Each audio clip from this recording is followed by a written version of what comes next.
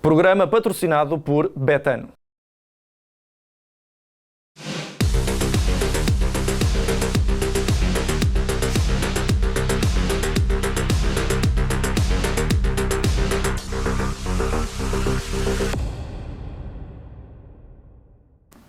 Olá a todos e sejam muito bem-vindos a mais um Deixem-se de Tangas. O meu nome é Mário Cajica e, como habitual, faço-me aqui acompanhar pelos meus dois comentadores desportivos de excelência, João Pedro Oca. Seja muito bem-vindo, João. Olá a todos. João Rodrigues. Seja muito bem-vindo também aqui Olá, a mais Mário, uma olá, análise desportiva. Já sabem, como é segunda-feira, fazemos a habitual análise dos jogos do fim de semana, dos jogos mais relevantes a nível nacional do fim de semana. Tivemos 3 encontros. Sporting e Futebol Clube do Porto cumpriram com os seus respectivos objetivos, que era vencer. O Benfica, a coisa não correu tão bem. Vamos deixar o Benfica para segundo plano. Vamos começar precisamente pelo Sporting e pelo Futebol Clube do Porto, por esses dois jogos que ditaram os triunfos das formações de Ruben Amorim e de Sérgio Conceição, que continuam então taco a taco na luta pelo primeiro lugar. E propunha, João Pedro Oca, que começássemos pelo Futebol Clube do Porto frente ao Belenenses, sabe que acabou por ser um jogo, enfim, o Futebol Clube do Porto começa a perder, depois há essa expulsão e a equipa embalou para um triunfo com Evanilson e, diria eu, Fábio Vieira em grande destaque. Sim, o jogo do Porto claramente não foi o início que se desejava para parte dos Dragões. Ao contrário do que é habitual, na verdade. Ao contrário do que é habitual, tiveram algumas dificuldades em impor o seu jogo. O Belenenses já também impôs níveis de agressividade e de consistência também muito consideráveis e que, ao contrário, que também não é habitual. Portanto, houve aqui um início de jogo um bocadinho estranho. Atípico. Aos 5 minutos já teve 2 amarelos, Sim, ou seja, a estratégia era essa, condicionar a saída de bola do Porto. Muita pressão bem feita por parte dos jogadores do Belenenses. Estavam de facto muito concentrados com a ideia de que podiam de facto roubar pontos ao Futebol Clube do Porto e níveis de motivação muito elevados, apesar de estarem no último lugar, mas depois obviamente há uma precipitação incrível do jogador do Belenenses. Já tinha amarelo dentro daquela forma sobre o Fábio Vieira, acaba por ver um segundo cartão amarelo que é naturalmente justo, e depois no minuto seguinte o Porto faz o primeiro golo e obviamente que juntando estes dois fatores, o Porto estando em desvantagem, depois ganhando a superioridade numérica em campo e depois empatando o jogo com a qualidade que tem, com a confiança que tem, foi de facto o elemento que depois acabou por fazer a diferença. O Porto já sabia, e há pouco falava disso com o João em off, que mais tarde ou mais cedo a equipa ia começar a marcar golos como fez.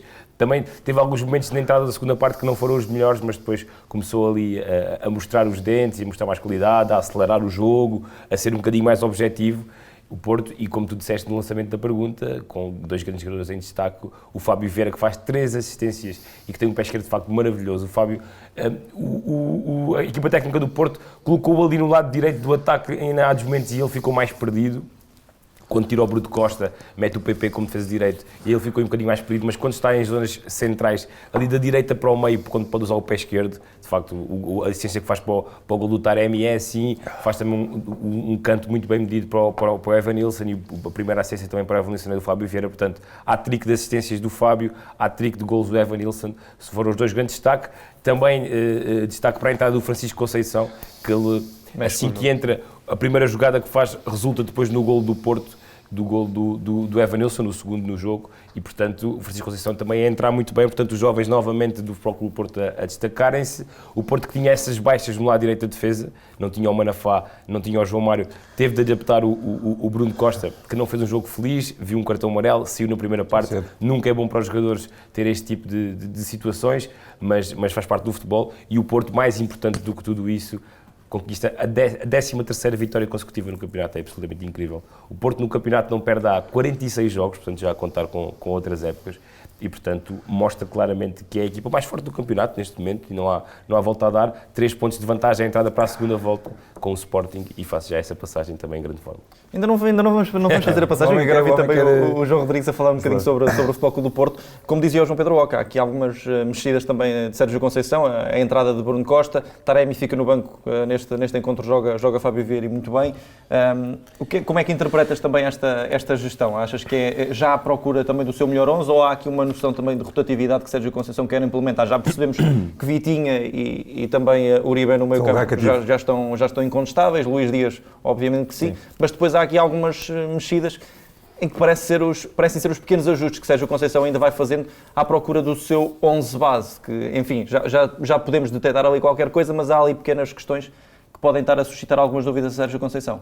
Sim, é assim, o Porto, lá está, muito por base da muita qualidade que tem em vários jovens, de facto acaba por provar que, principalmente o meio campo para a frente, a meu ver, tem muitas e boas soluções.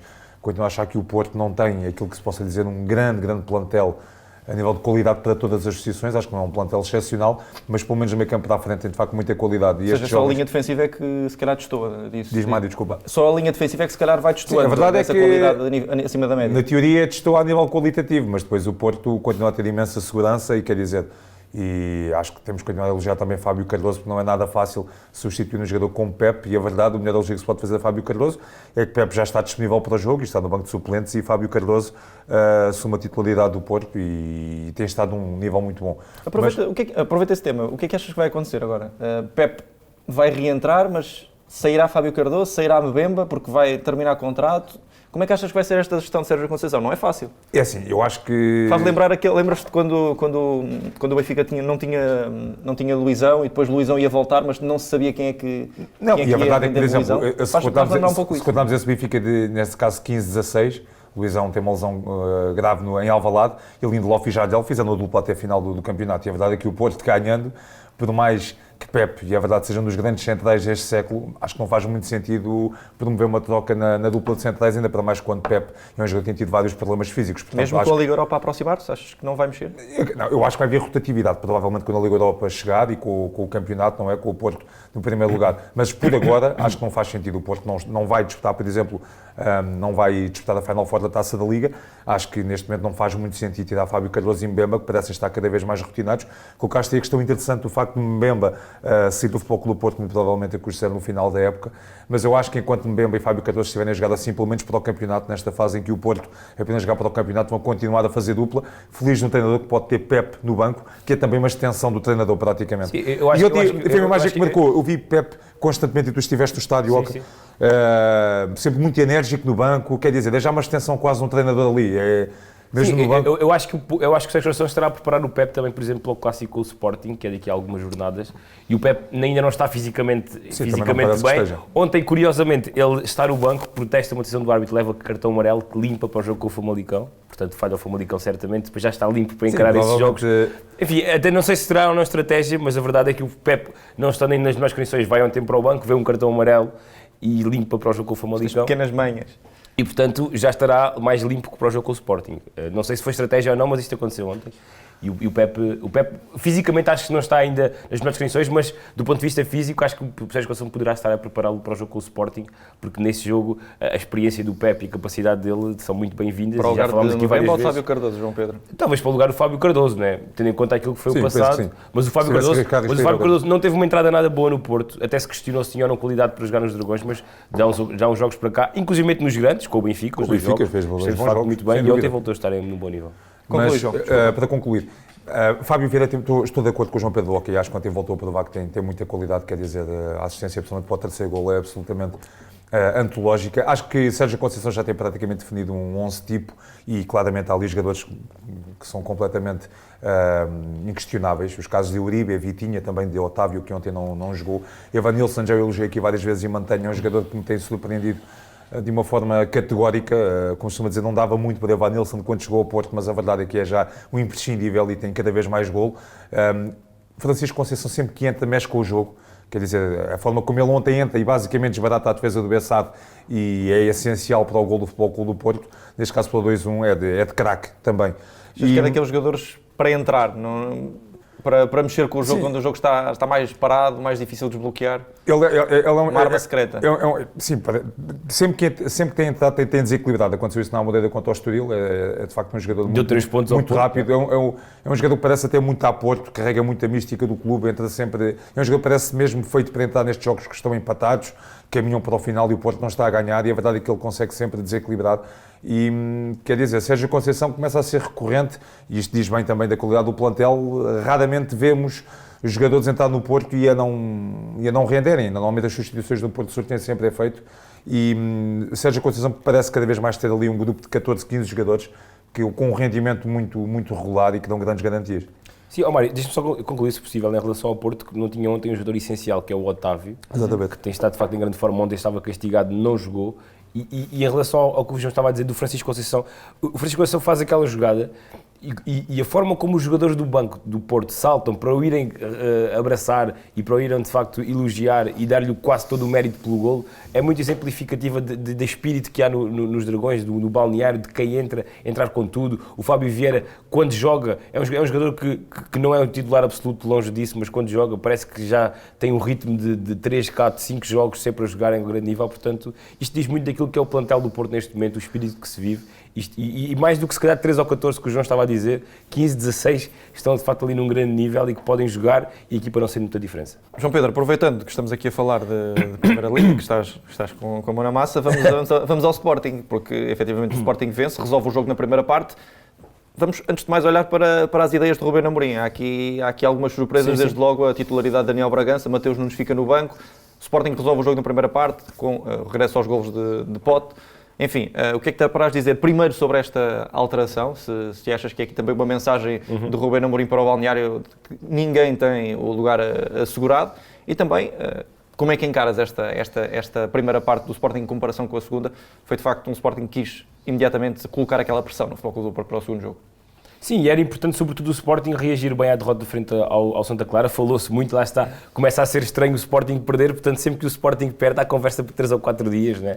E coloca-se algumas coisas em causa. Obviamente foi um tropeção nesta campanha absolutamente incrível que o Sporting tem feito, e que eu gostava de dizer em relação ao Porto também se reflete no Sporting, ou seja, os jogadores que saem do banco e que são apostas estão também muito compenetrados e estão também muito embrenhados naquilo que é a ideia do Ruben Amorim, e o Daniel Bragança se calhar é o maior exemplo disso. O Ruben Amorim está sempre a dizer, o Daniel não joga mais vezes porque o Mateus tem jogado muito bem.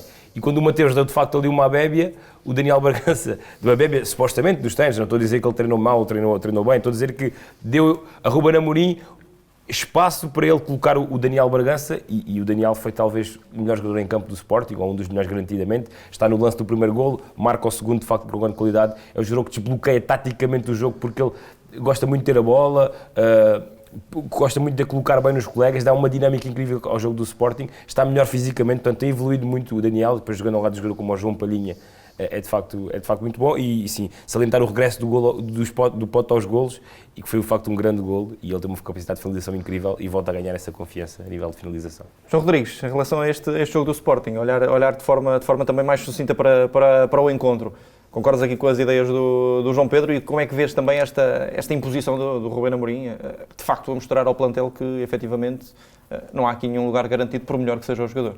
Sim, o Sporting conseguiu uma boa vitória em Vizela, diante de um Vizela que entrou muito bem no jogo. O Vizela até entrou algo mandão na partida, o Sporting durou um pouco em entrar nela, mas voltou aos predicados que exibiu durante quase todo o campeonato até agora, que é uma extrema eficácia. O Sporting até ao intervalo foi muito eficaz, e com 2 belos golos, diga-se, 2 belos golos. Tanto o golo de Pote, uma bela execução, Pote a fazer aquilo que melhor sabe, apesar de ter matado o borrego, digamos assim, mas é uma finalização de grande nível de Pote, e a jogada do segundo golo é muito boa também. Mas Ruben Amorim volta a dar mostras de uma grande personalidade mesmo. Mateus Nunes, que era tido como um jogador praticamente inquestionável no Sporting, acaba por começar no banco de suplentes, e Ruben Amorim sempre dor, acaba por dizer que tanto como o jogador pode subir, também pode descer, e Bragança justificou claramente a aposta, fez um excelente jogo, mas acaba por dar, digamos, uma espécie de recado para Mateus Nunes. Não sei se porventura está tido uma semana de treinos mais fraca ou não, mas acaba por ser um aviso, e também diz bem da competitividade do plantel do Sporting. E também achei muito interessantes as palavras de Ruben Amorim sobre Nuno Santos. Houve mosquitos por cordas em Vizela, o jogo esteve parado bastante tempo, muitos empurrões, problemas nos 2 bancos, houve ali um desaguisado entre Nuno Santos e os adeptos do Vizela. Nuno Santos acabou por responder aos adeptos, e Ruben Amorim claramente não gostou, apesar de dizer que compreende, por um lado, quando os jogadores se sentem um pouco provocados, com algo que vem da bancada, mas ele fez questão de dizer que os jogadores têm que saber controlar, portanto, também foi claramente um recado para Nuno Santos, que tem sido algo zero e vezeiro. Durante 10 minutos não se jogou futebol. Exatamente, em termos emocionais parece nos jogadores um pouco mais instável, e Ruben Amorim acho que esteve mesmo muito, muito bem, e pessoalmente no futebol português não é muito habitual, a meu ver, os treinadores terem este tipo de postura, porque normalmente assumem logo as dores do jogador, defendem o jogador, e aqui o Ruben Amorim claramente disse não, ele devia ter-se controlado. Portanto, acho que o Ruben Amorim, cada dia que passa, é uma lefada a dar fresco. Acho que isso temos que fazer claramente justiça.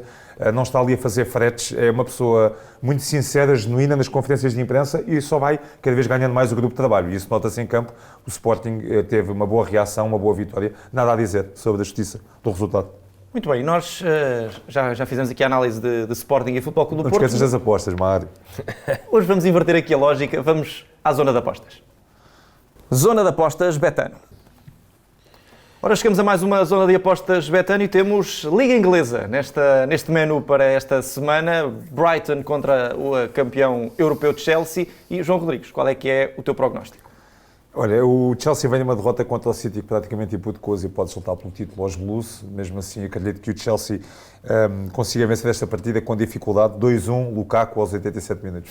Era o gol da vitória. Sempre certeiro a antever e a lembrar-se de resultados. João Pedro Oca, do teu lado, Brighton, Chelsea. Sim, eu também vai ser um jogo tremido para o Chelsea que não ganha para o campeonato há 3 jogos e, portanto, empata com o Liverpool, perde com o City e acho que a partir daqui hipoteca claramente as hipóteses que tem na luta pelo título. Já são 13 pontos de desvantagem em relação à equipa do Guardiola e, portanto, a equipa tem de reagir urgentemente e tem de se focar, se calhar, mais agora aqui em aguentar-se do top 3 ou do top 2.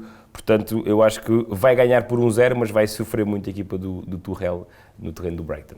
Muito bem, eu também acho que vai ganhar o Chelsea com golos para as duas equipas. Vou para um 3-1 para a semana, já sabemos. Para a semana não, já no próximo programa já saberemos quem é que vai levar a melhor. E pronto. Olha aí os odds Betano, olha aí, Mário, estás muito esquecido. Homem...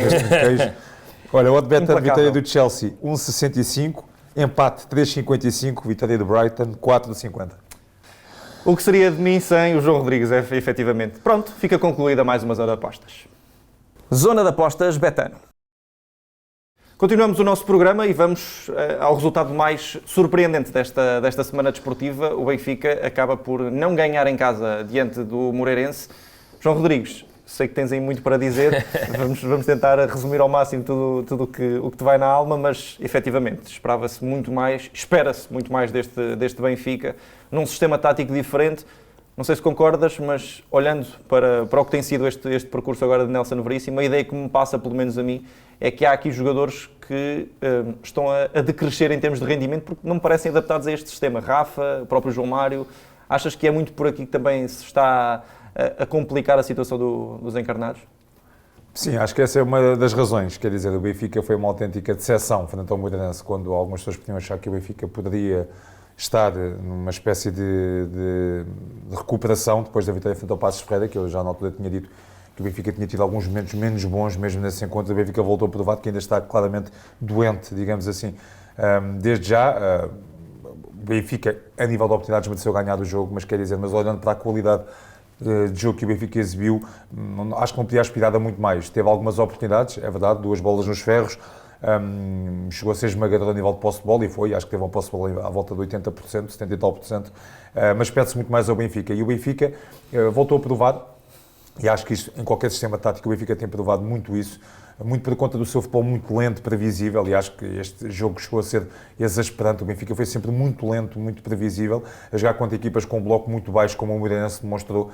Quer dizer, o Benfica torna-se uma presa muito fácil. Eu acho que cada vez mais as equipas do nosso campeonato ditas menos grandes começam a perceber que se jogarem com o bloco baixo contra o Benfica dificilmente não obterão pontos, porque o Benfica tem imensas dificuldades em desbloquear uma equipa que defende muito atrás. E nos primeiros 25 minutos, meia hora, isso então foi por demais evidente. O Benfica teve aquela oportunidade de Rafa, um remate à barra, e de resto é praticamente um deserto. Os jogadores constantemente paralisados. Estou de acordo, esta mudança tática, alguns jogadores têm, e mantenho, acho que não fazia... do Darwin. O Darwin também. Não fazia sentido o Benfica continuar a jogar com a linha de 3 centrais, eu penso, mas a verdade é que há jogadores que parece que ainda se estão a adaptar, e claramente Rafa foi um jogador que, apesar desse remate à barra, que daria um grande gol, foi um jogador que passou praticamente ao lado, principalmente na primeira parte.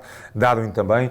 João Mário João Mário nunca perdeu propriamente um jogador com muita intensidade, mas acho que teve um dos seus jogos mais infelizes pelo Benfica no passado sábado. Depois também a questão de Paulo Bernardo, quer dizer, Paulo Bernardo jogou, neste caso, descaído na aula, não sei até que ponto essa terá sido a melhor opção para o jovem encarnado. Eu acho que acho que João Mário não tem que ser sempre titular. Acho não que... eram bem alas, os dois, não sei se concordas, os dois extremos estavam muito a ir por dentro, ou seja, subia muito o Gilberto e o Grimaldi, e o Rafa e o Paulo Bernardo afunilavam para o corredor central. Mas não sei até que ponto, lá está, por exemplo, o João Mário poderia mesmo começar no banco, como 2 jogos, e apostar em Paulo Bernardo, neste caso com Weigl no meio campo. Acho que era algo que Veríssimo poderia tentar, mas quer dizer, este Benfica é algo, comparando com o Sporting e Porto, ao nível da intensidade é uma diferença absolutamente brutal. Uma pessoa vê o jogo do Porto, por exemplo, frente ao Versailles, esteve a perder por 1-0, mas ficou, lá está, houve sempre a ideia que o Porto mais tarde ou mais cedo ia dar a volta.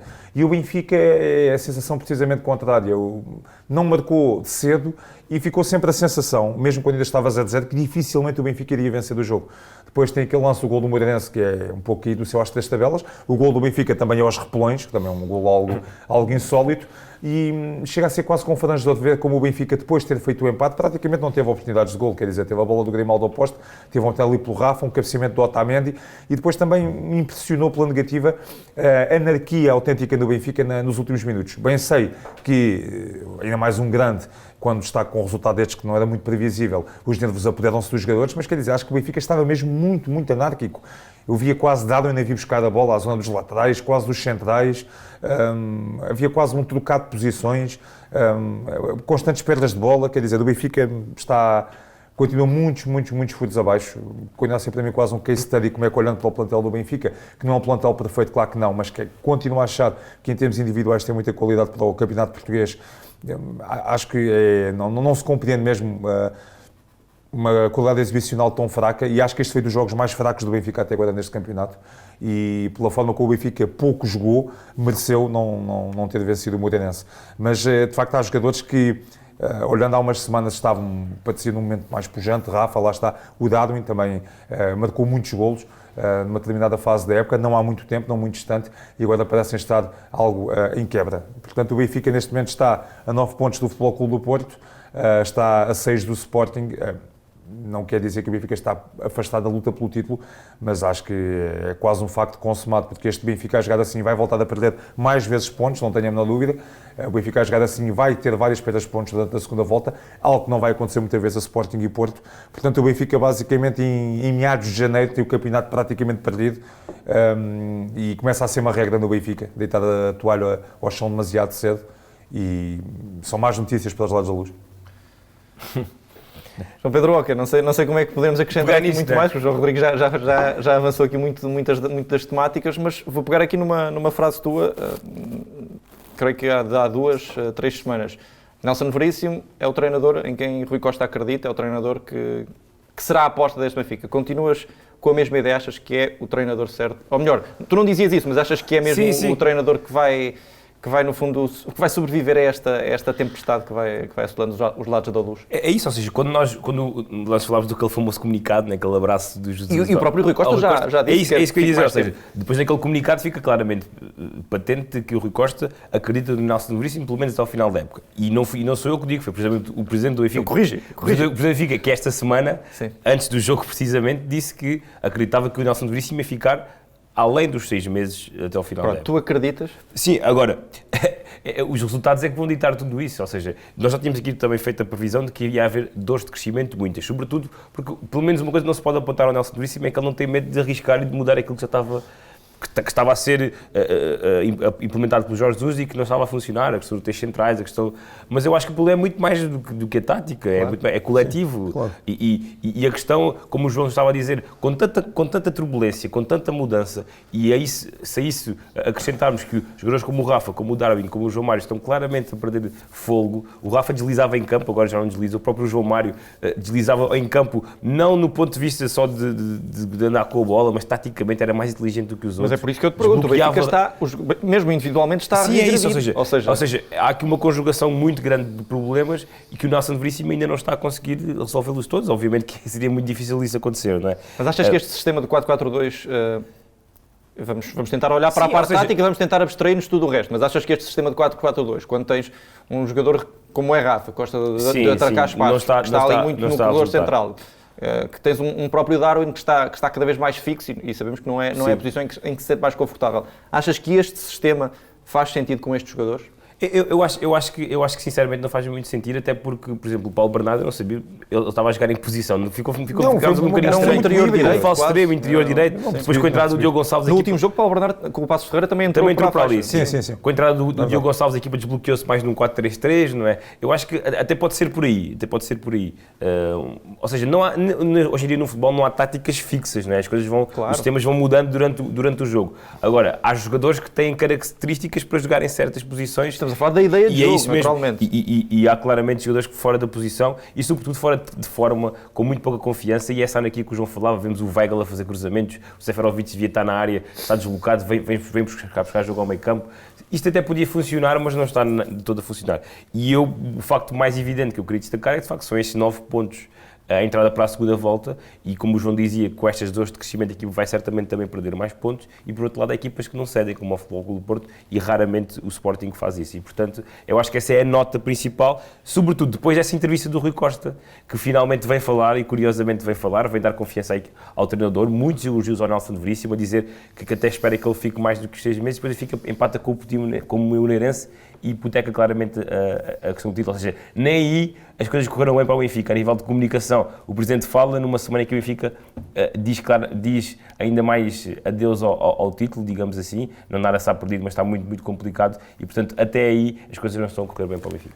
E se me permite já uma coisa em relação ao Benfica? Permite-te, mas encadeia já o teu raciocínio com o momento mais e menos da semana. Pode ser? Ok, pode ser, desafio aceito, mas em relação ao Benfica, e na primeira parte isso é por mais evidente, quer dizer, tu quando estás num jogo de futebol e as coisas não te saem, à partida tu tentas ir por outros caminhos, e uma coisa que me chocou, não sei se estou a exagerar um pouco na palavra do Benfica, foi a quantidade absurda de cruzamentos para a área, sem qualquer tipo de conclusão, quer dizer, sobretudo do lado direito, principalmente do lado direito, era incrível, não saiu um único cruzamento e o Benfica continuava a insistir nessa receita, cruzamentos em série, não havia uma única finalização, cruzamentos muitas vezes mal medidos também, e o Benfica nunca tentou ir por outra via, foi algo que me impressionou e que diz bem daquilo que parece ser uma fadiga física, fadiga mental, de uma equipa que não tem crença em si mesmo, que não confia minimamente, quer dizer, olhamos para as coisas e já no jogo com o Passo, que o Benfica está a jogar contra 10 durante uma parte, o Benfica não teve essa criatividade, esse rasgo. Ganhou o jogo, é verdade, porque tinha que o ganhar, mas já aí se via de facto as dificuldades que a equipa tinha e depois 11 por 11 ficaram mais evidentes. Sim, e volto a reforçar e a bater na tecla que o Benfica, e se repararmos, normalmente as goleadas do Benfica Marítimo, jogo que me vê logo à cabeça, consegue, quando tem equipas que tentam jogar um futebol positivo, e o Benfica de facto, quando está na sua praia a jogar constantemente em contra-ataque, a explorar, lá está, um tipo de jogo que Rafa, um dado eliminador, o Benfica marca muitos golos e pode tornar-se avassalador, mas se tiver que jogar contra equipas com um bloco baixo, e isso é sempre constante, e as equipas percebem, quer dizer, pelo menos nos jogos na Luz, se defendemos todos recolhidos, dificilmente não teremos sucesso aqui. O Benfica tem muitas dificuldades. Mais ou menos da semana, o menos é o Benfica, para mim, sinceramente, quer dizer, empatar em casa com o Moreirense, depois de uma aparente retoma frente ao Passos de Ferreira, praticamente dizendo adeus ao título, acho que é algo impensável, e empatando da forma que empatou, com uma exibição muito fraca, a equipa foi muito assobiada, de facto, o Benfica não está num momento nada bom. O meu mais vai para Sérgio Oliveira, que se quer não, continua a ser um médio com qualidade, foi elogiadíssimo por José Mourinho, chega a Roma, marca o gol da vitória frente ao Cagliari, acho que era impossível pedir um início melhor na formação romana, com muitos elogios, com expectativas dos adeptos, da imprensa, que Sérgio Oliveira seja feliz nesta passagem pela Roma, tinha o espaço fechado no Porto, acho que pode ter sido uma escolha interessante de carreira para o médio, numa perspectiva de ter mais minutos. João Pedro, do teu lado. Sim, mais e menos. Em relação ao meu mais, eu vou dar o meu mais ao Mafra, que se qualificou pela primeira vez na última quinta-feira para as meias finais da Taça de Portugal. Há foto dela na final? Sim, vai ser também fantástico e inédito ver uma dessas equipas da final da Taça de Portugal, frente ao Futebol Clube do Porto, ao Sporting. Portanto, há um grande clássico a duas mãos de um lado e depois há o jogo das surpresas do outro, mas o Mafra, de facto, a fazer uma excelente campanha, já eliminou o Moreirense, eliminou o Portimonense, portanto, 2 equipas da Primeira Liga, está no 10º lugar da Segunda Liga, portanto, ali praticamente também na tabela, mas a fazer essa surpresa na Taça de Portugal, e é bom que haja, de facto, estas surpresas, porque as competições são também para isso, para explorar este tipo de equipas que também têm qualidade, também têm argumentos nestas grandes competições. E em relação ao meu menos, vai para aquilo que aconteceu no Sevilha-Betis, é um derby apaixonante de que eu gosto particularmente, particularmente do Sevilha-Betis, da paixão que os adeptos tanto têm, como do lado como do outro, mas de facto extravasaram um pouco os limites, passaram de facto as marcas com aquele... Inconcebível. Um adepto que atirou um tubo gigante para dentro do relvado, atinge o Jordan na cabeça, o Jordan foi para o hospital, um traumatismo craniano, salvo erro. O jogo depois acabou por ser retomado já sem adeptos no dia seguinte. As declarações também muito polémicas, acusações de que Lopetegui apelou ao Jordan para que fizesse teatro. Que empolasse um bocadinho a situação. Enfim, a rivalidade é muito intensa, mas estas coisas são absolutamente imperdoáveis.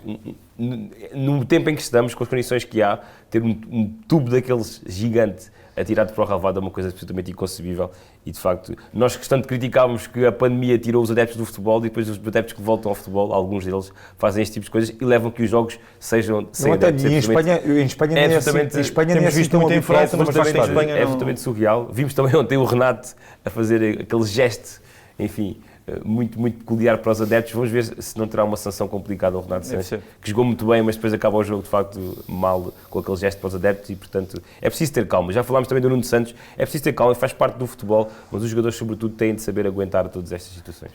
Fantástico. João Pedro, João Rodrigues, muito obrigado aos dois por mais um programa, mais um Deixem-se de Tanga. Já sabem, esta semana temos dose dupla, como habitual, portanto, quarta-feira teremos programa com convidado para continuarmos a analisar e a antever já o que vem aí no próximo fim de semana. Portanto, fiquem bem, continuem aqui a acompanhar-nos. Um gosto de estar convosco. Um abraço meu, do João Rodrigues e do João Pedro Oca e até ao próximo programa. Um abraço.